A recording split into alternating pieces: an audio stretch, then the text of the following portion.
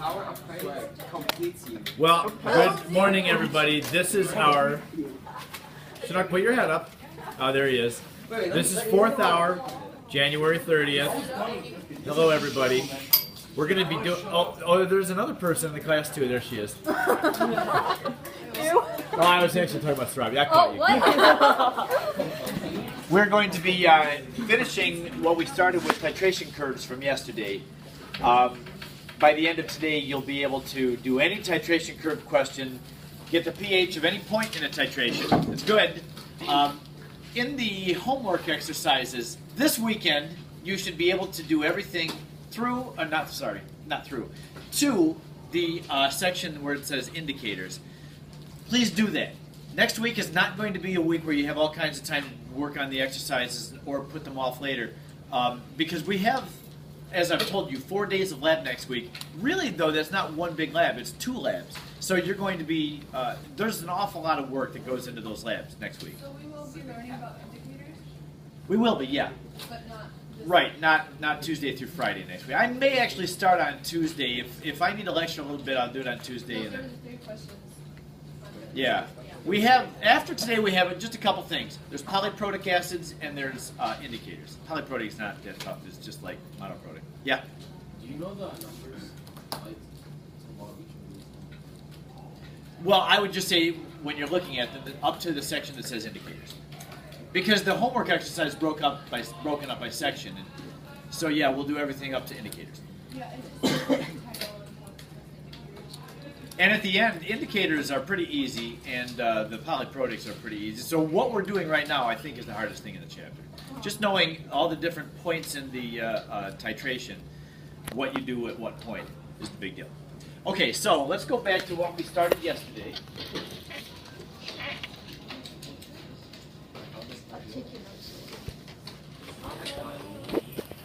This was the equivalence point. We were doing a titration of a weak acid, and we started at a pH, I believe the pH was 4.2 something. And then at 10 ml, it was jumped way up to almost 7, 6.98. And then at 20, it was like 7 point, no, not at 20 ml, 7.23. 7.46, yeah. That was the pKa, because this is the halfway point. Okay, 7.46. And then at 30, it was 7 point, what? 9 something. Thank 9 you, okay. And then I remember the equivalence point, which is right there, 10.08. So it made a jump. As you expected the equivalence point, it makes a jump like that. We had just gotten done with that and started the next data point. So what I'd like to do is, rather than try to summarize this right now, let's do 2 more data points, and then we'll talk about what the markers of a weak acid titration are. So, we got the pH at the equivalence point. We talked about how the equivalence point is a basic pH. Then we started, I believe we started this one, didn't we? I think we didn't even start this point? Oh, wait, yeah, 50 we did. Okay, I don't, 50 we did. Oh, yeah, we started. Sorry. We did. I remember we did. thank you. And those of you that are saying no, we didn't start it. In the OCL with Shame. we went up to 50. Yeah, and this is it. I know we didn't finish this one because I stopped partway through. So anyway, this is the point where we have already neutralized all the HOCl, and at this point we're going to have an excess of hydroxide. So the moles of HOCl are 0.004. Can you read that, Green? Yeah. Crocs, can you see that? Yeah. Okay. And then the OH is 500 ml of 0.1 molar, which is 0.005. And then this one, of course, started at 0. Now, this one turns out to be the one that runs out first. So we've added hydroxides, and that HOCl neutralizes as much hydroxide as it can, but then it runs out. So that goes to 0 now, and that has become 0.001. And that has gone up to 0.004.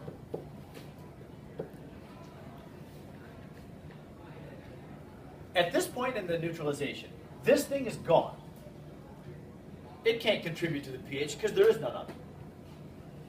This and this remain. How would you classify these? Strong and weak. What?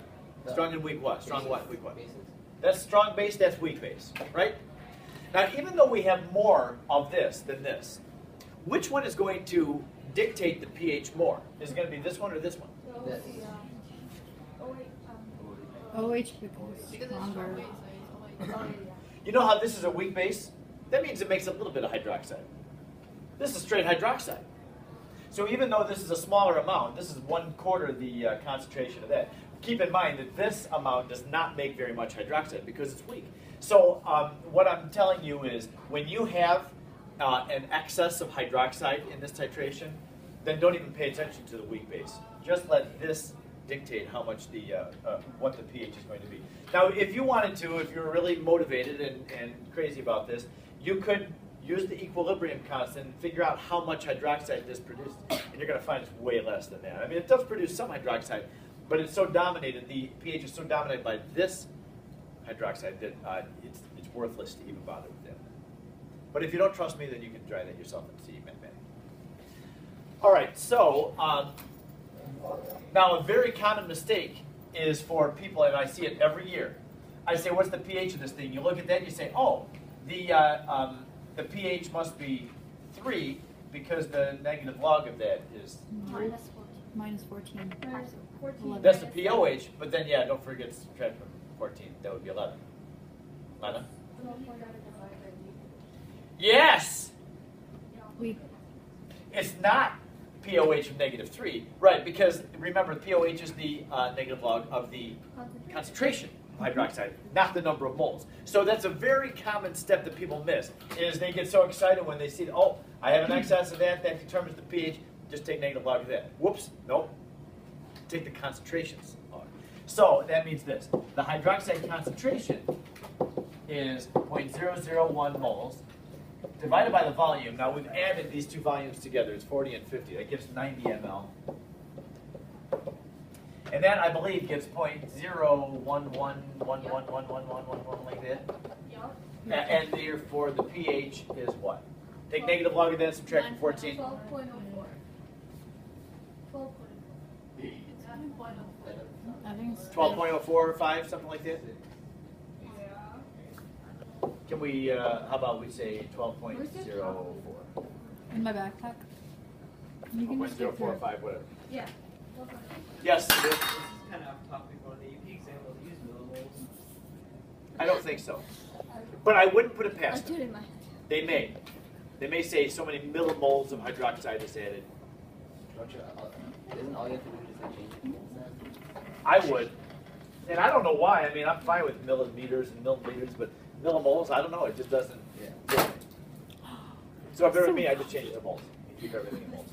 Okay, so at 50 ml, our next data point is at 12.0 something, so it's right around there. And let's do just one more data point if we can. Yeah. What's this? Sarabi drops this thing and then she's waiting for you to pick it up even though you're recording. Yeah. I wasn't. Would you put the camera on her? This is our problem here in this class. I thought I was a problem child. Why are you hating on me? Title She switch. makes you look good. Okay. One more data point, and that's going to just be another 10 ml of NaOH. We'll do the same thing. Now that we're past the equivalence point, we don't have any equilibrium to worry about. It's so easy. Yeah. So the HOCl was still 0.004 moles. That didn't change. This does change, though, 0.006 moles and 0.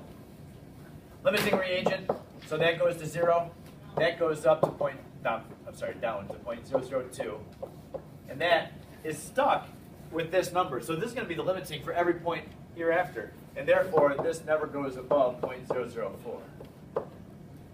Right? Again, the hydroxide is going to dominate the pH.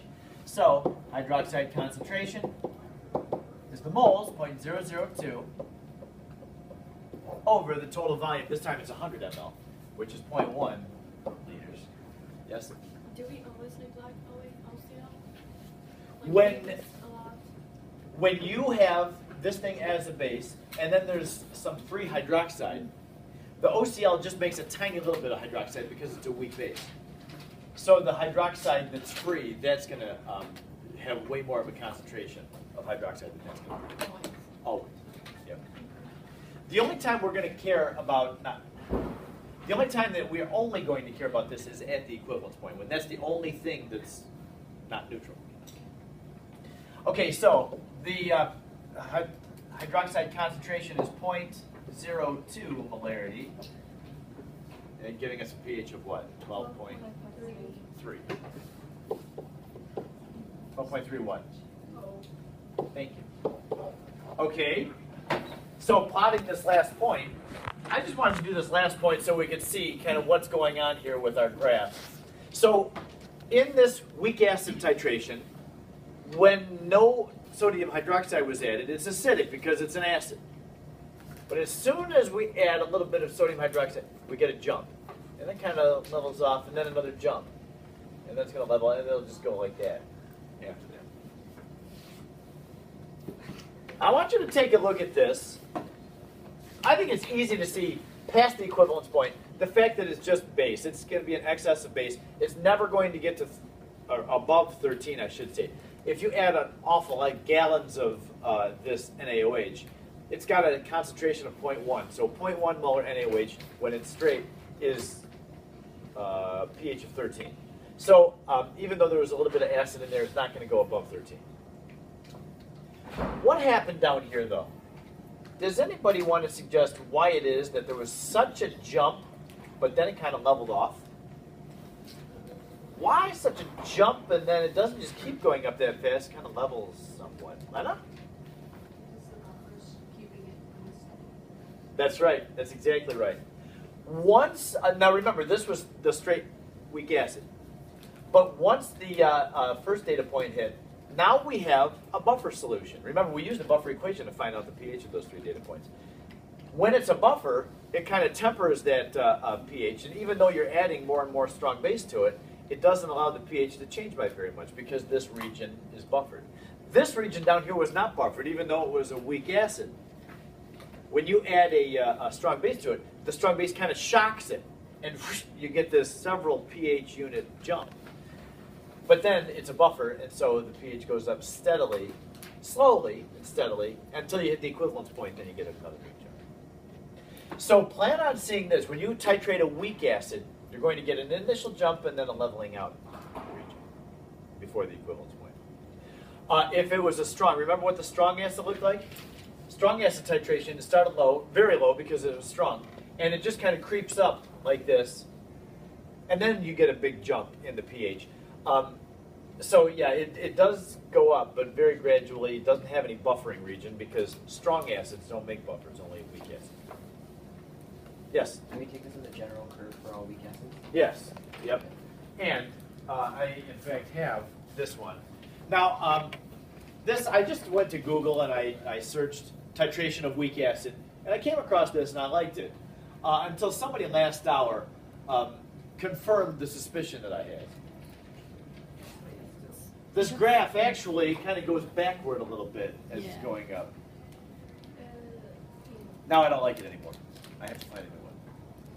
Rather than chatting with Mr. How is Neville that at lunchtime, I should possible? look. It's not possible. Whoever drew this thing did it wrong. Yeah. Thanks for Next- blaming me. No, I would not say that that's true at all. I would say the equivalence point is right up here in the middle of that, around 9 or so. So you don't want the equivalence point necessarily to be, and I'm going to show you this in the next titration curve. I would go from, you know what, from calculus, if you have calculus, what inflection points are? Ew. What? Expression. Thank you, Nick. We have a change in the slope. You know, it's kind of, it starts going up there, but when you have a serious inflection point, like right in there, it starts going up, and then right here it stops going up so much. So between that point and that point, normally I will find what the pH is between those two inflection points.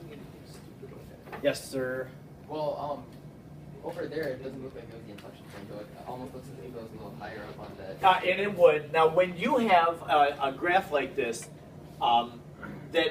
that is more gradual than that. I mean, that one has a very distinct equivalence point. This one is not so much because it's kind of more gradual. I would just go from about here to about there. and take the midpoint between those two. So when you're using a graph to determine the pH, you're going to have to estimate.